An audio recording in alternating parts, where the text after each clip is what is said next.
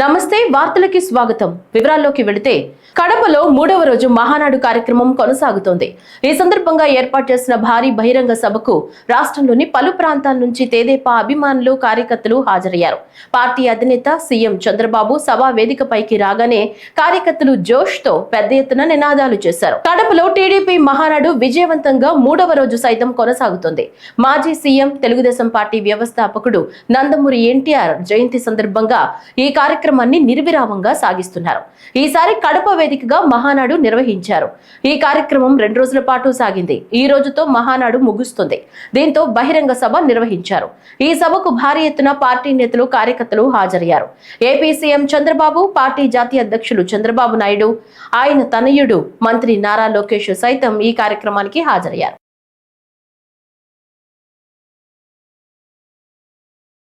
నాడు పసుపు చొక్కా వేసుకున్నారని కేసులు పెట్టి బెదిరించిన నేపథ్యం నుంచి ఈ రోజు ధైర్యంగా పసుపు చొక్కా వేసుకుని, పసుపు టోపీ, జెండా పట్టుకుని కడప గడ్డపై కదం తొక్కిన ప్రతి కార్యకర్తకు శిరస్సు వంచి పాదాభివందనం చేస్తున్నారని మంత్రి వంగలపూడి అనిత అన్నారు.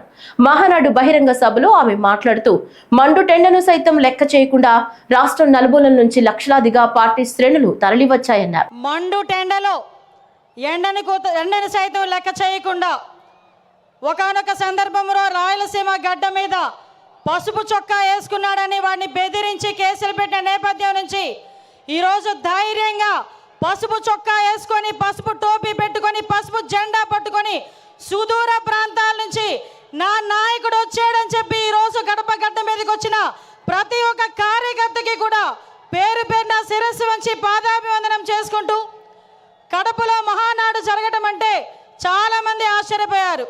నేను చేసి చూపిస్తా, కడప అన్నది ఎవడప్ప సొత్తు కాదు, ఇది తెలుగుదేశం పార్టీ అడ్డా అని ఆల్రెడీ నిరూపించున్నారు. ఆ కడపలోని ఈ రోజు వరకు మనం మహానాడు జరపలే, ఇక్కడ జరుపుకుందామని చెప్పి గౌరవ ముఖ్యమంత్రి వర్యులు నారా చంద్రబాబు నాయుడు గారు, అదేవిధంగా మన జాతీయ ప్రధాన కార్యదర్శి మనందరి నాయకుడు లోకేష్ బాబు గారు కంకణం కట్టుకొని ఈరోజు ఈ కార్యక్రమానికి శ్రీకారం చుట్టారు. సాధారణంగా 5 ఎలక్షన్లు అయిన తర్వాత, ముఖ్యమంత్రి అయిన తర్వాత ఒక 5 సంవత్సరాల గురించి ఆలోచించి రాబోయే ఎలక్షన్ల గురించి ఆలోచించేవాడిని పొలిటికల్ లీడర్ అంటారు. అదే ఆంధ్రప్రదేశ్ రాష్ట్రం గురించి, భవిష్యత్తు గురించి 20 సంవత్సరాల తర్వాత ఏం జరగబోతుందో ఆలోచించే వాళ్ళని విజనరీ లీడర్ అంటారు. అదే విజనరీ లీడర్ మన ఎదురుగా కనిపిస్తున్న 6 అడుగుల మన చంద్రబాబు నాయుడు గారు మా తెలుగుదేశం పార్టీకి నిలువెత్తు రూపంగా ఈ రోజు మనం భావించుకోవాలి. వైకాపా హయాంలో నిలిచిపోయిన ఎస్సీ, ఎస్టీ, బీసీల పథకాలు కూటమి ప్రభుత్వం వచ్చాక మళ్లీ ప్రారంభమయ్యాయని ప్రొద్దుటూరు ఎమ్మెల్యే వరదరాజులరెడ్డి అన్నారు. జగన్ పాలనతో రాష్ట్రం 10 ఏళ్లు వెనక్కి వెళ్లిపోయిందని విమర్శించారు. మహానాడు 3వ రోజు నిర్వహించిన కార్యక్రమంలో భాగంగా బహిరంగ సభలో ఆయన మాట్లాడారు. ఈ సందర్భంగా జగన్ తీరుపై వరదరాజులరెడ్డి ఆగ్రహం వ్యక్తం చేశారు. 2019లో జగన్మోహన్ రెడ్డి గారు వచ్చిన తర్వాత 100 కోట్ల రూపాయల ప్రాజెక్టు 20 కోట్ల రూపాయలు 25 కోట్ల రూపాయలు ఖర్చు పెట్టిన ఆ ప్రాజెక్టు నిలబెట్టడం జరిగింది. తెలుగుదేశం పార్టీలో జరుగుతున్న పనులు కూడా ఏ జరగకూడదని, వారికి ఒక మంచి పేరు వస్తుందని ఆ ప్రాజెక్టు తరైతే పలానా తెలుగుదేశం పార్టీలో ముఖ్యమంత్రి చంద్రబాబు నాయుడు గారు చేశారని ఒక మంచి పేరు వస్తుందని ఒక దుర్మార్గపు ఆలోచనతో అభివృద్ధి కార్యక్రమాలన్నీ నిలిచిపోయినాయి. ఆంధ్రప్రదేశ్ మొత్తం మీద కూడా కడప బిడ్డ కడపకి ఏదో చేస్తాడని ఆశించినాం. ఏం చేసినాడు? మనకు ఎన్ని అభివృద్ధి కార్యక్రమాలు నిలబడిపోయినాయి. 2014 నుంచి 19 వరకు నిలబెట్టిపోయిన జరుగుతామన్న అభివృద్ధి కార్యక్రమాలు ఎక్కడ అన్ని నిలబడిపోయినాయి. SC corporation, BC corporation, ST corporation, ఈ కార్పొరేషన్ నుంచి ఈ 5 సంవత్సరాల్లో ఏ ఒక్క వ్యక్తికైనా కారు లోన్ గానీ, ట్రాక్టర్లు గానీ, వ్యవసాయ పనిముట్లు గానీ ఇచ్చిన పాపన పోయినవా?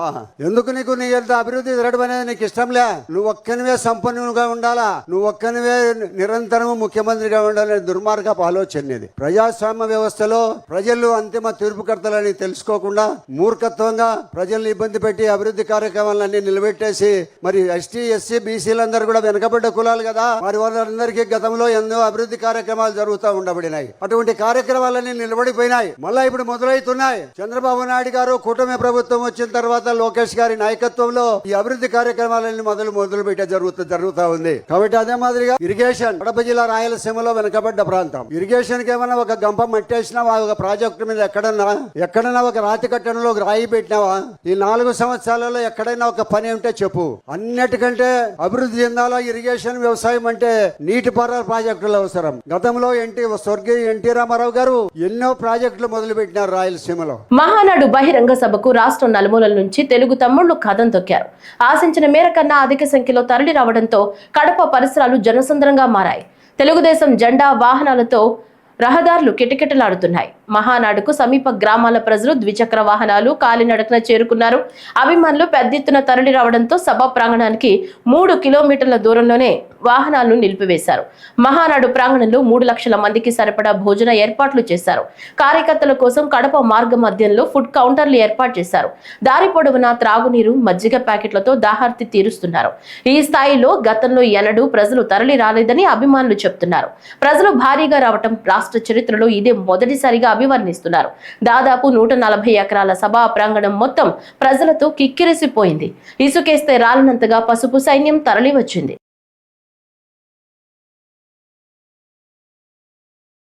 రాష్ట్ర ప్రభుత్వం టీటీడీ యాజమాన్యం ఆకాంక్షలకు అనుగుణంగా బర్డ్ ఆసుపత్రి పురోభివృద్ధికి కృషి చేస్తానని నూతన సంచాలకులు డాక్టర్ గుడారు జగదీష్ చెప్పారు. సుదీర్ఘకాలంగా బర్డ్ ఆసుపత్రికి పూర్తిస్థాయి డైరెక్టర్ లేకపోవడంతో వైద్య సేవలు కుంటుపడ్డాయి. ఈ నేపథ్యంలో రాష్ట్ర ప్రభుత్వం బర్డ్ సంచాలకులుగా డాక్టర్ గుడారు జగదీష్ ను నియమించింది. ఆ మేరకు టీటీడీ యాజమాన్యం ఉత్తర్వులు జారీ చేసింది. ఆ మేరకు బుధవారం ఉదయం ఆయన సిమ్స్ సర్కిల్లోని మాజీ ముఖ్యమంత్రి స్వర్గీయ నందమూరి తారక రామారావు జయంతి సందర్భంగా విగ్రహానికి పూలమాల వేసి నివాళులర్పించారు. అనంతరం బర్డ్ ఆసుపత్రికి చేరుకుని నూతన సంచాలకులుగా పదవీ బాధ్యతలు చేపట్టారు. ఎన్టీఆర్ ఆశయ సాధనలో భాగంగా బర్డ్ ఆసుపత్రి ఏర్పాటు చేయడం జరిగిందని తెలిపారు. జాతీయ, అంతర్జాతీయ స్థాయిలో ఆసుపత్రికి ప్రత్యేక గుర్తింపు తీసుకొచ్చేలా సేవలను విస్తరిస్తామని డాక్టర్ జగదీష్ ధీమా వ్యక్తం చేశారు. ఈ సందర్భంగా నగరంలోని పలువురు ప్రముఖులు, ఆసుపత్రి వైద్యులు, సిబ్బంది డాక్టర్ జగదీష్ ను కలిసి తమ అభినందనలు తెలియజేశారు. ఈరోజు నా జీవితంలో ఒక మరుపు రాని రోజు. ఈ సంస్థకు, బర్డ్ హాస్పిటల్కు ఇంకొకసారి వచ్చి నా సేవలను మళ్ళా విస్తృతంగా చేసేదానికి నాకు వెంకటేశ్వర స్వామి ఆశీస్సులతో ఆయనే తిరిగి పిలిచినట్టుగా భావిస్తూ నా విధులను ఇంకా సక్రమంగా నిర్వహిస్తూ ఈ సంస్థ ఖ్యాతిని దశలా వ్యాపింపజేసేటట్టు నా వంతు నేను కృషి చేస్తాను. మన భారతదేశంలోనే కాకుండా అంతర్జాతీయంగా ఈ సంస్థ ఖ్యాతి అందరికీ తెలిసిన విషయమే. అది ఇంకా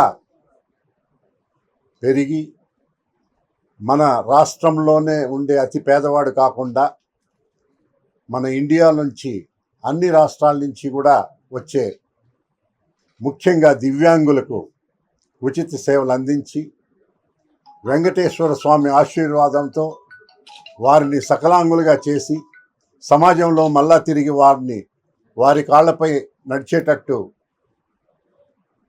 చేసే